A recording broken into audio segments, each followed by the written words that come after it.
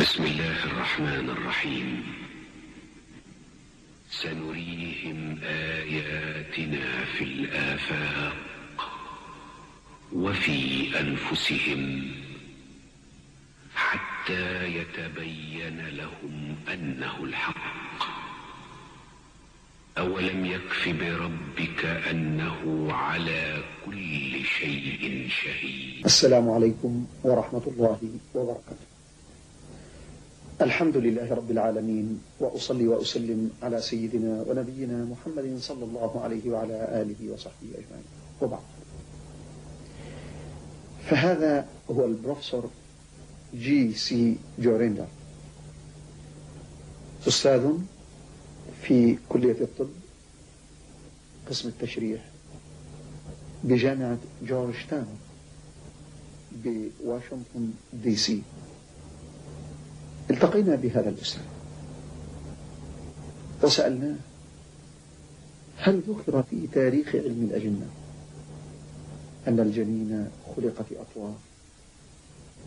وهل هناك من الكتب المتعلقة بتاريخ علم الأجنة قد أشارت إلى هذه الأطوار في زمن الرسول صلى الله عليه وسلم أو بعده بقرون، أم أن هذا التقسيم إلى أطوار لم يعرف إلا في القرن التاسع عشر، في منتصف القرن التاسع عشر؟ أجاب علينا: لقد كانت هناك عناية من اليونانيين بدراسة الجنين، وقد حاول عدد منهم أن يصفوا ما يدور للجنين وما يحدث فيه. قلنا له: نعلم هذا، أن هناك نظرات لبعض منهم أرسطو وغيره، ولكن هل هناك من ذكرها أن هناك أطوار؟ لأننا نعلم أن الأطوار لم تعرف إلا في منتصف القرن التاسع عشر، ولم تثبت إلا في أوائل القرن العشرين. فبعد نقاش طويل قال: لا. قلنا: هل هناك مصطلحات أطلقت على هذه الأطوار كالمصطلحات التي في القرآن الكريم؟ قال: لا. قلنا: فما رأيك في هذه المصطلحات التي تغطي أطوار الجنين؟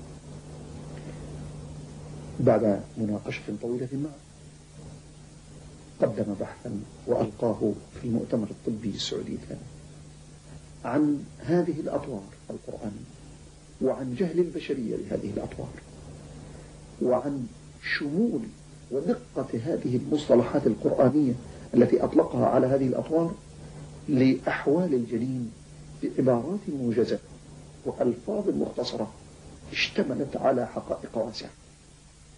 فهو ذا يتكلم عن رأيه في هذا فيقول: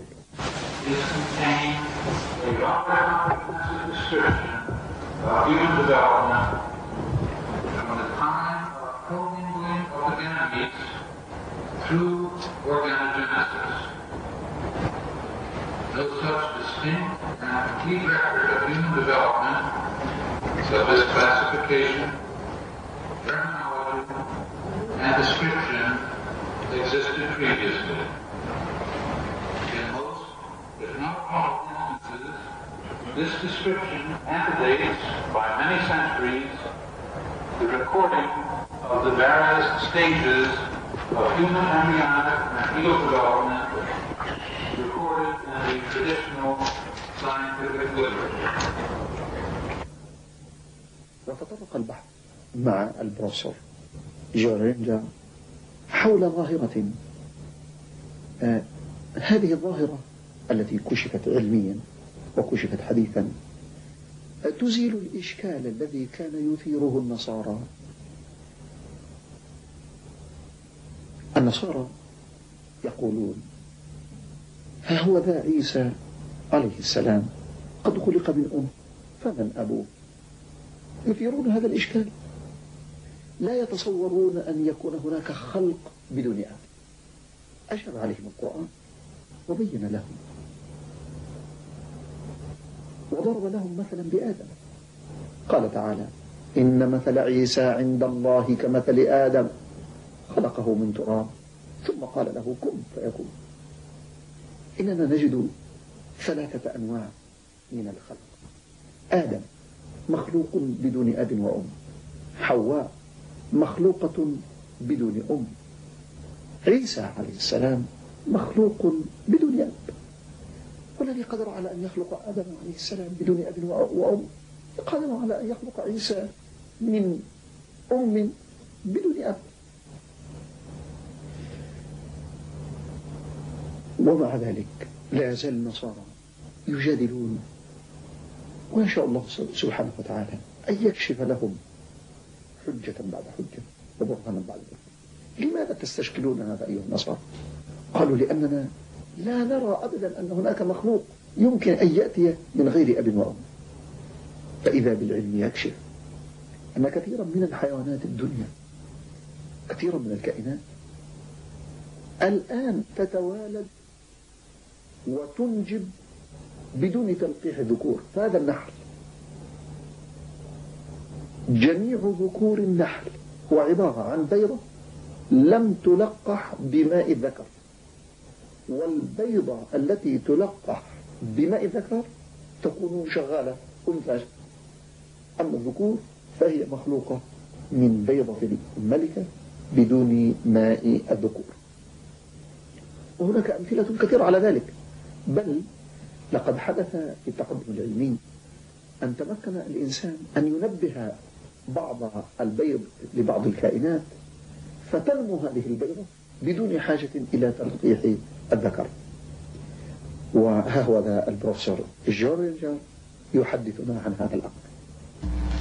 In another type of approach, unfertilized eggs of many species of invertebrates, amphibians, and lower mammals can be activated by mechanical, such as pricking with a needle,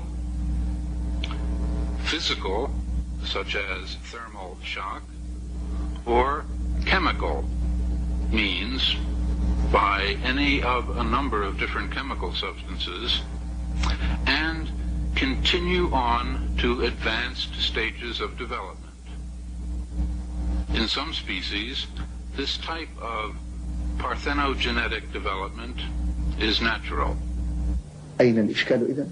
عند النصارى يقولون مستحيل أن يكون هناك مخلوق من أم بدون أب. ها هو ذا العلم يقول هذا ويقدم هذا الدليل ويجعل ذلك من الأمور التي يمكن أن تقاس في المعامل. فأي إشكال بعد ذلك؟ لقد أجاب الله الجواب القاطع الشافي وضرب مثلا بآدم الذي هم يؤمنون به ليس له أب ليس له أم.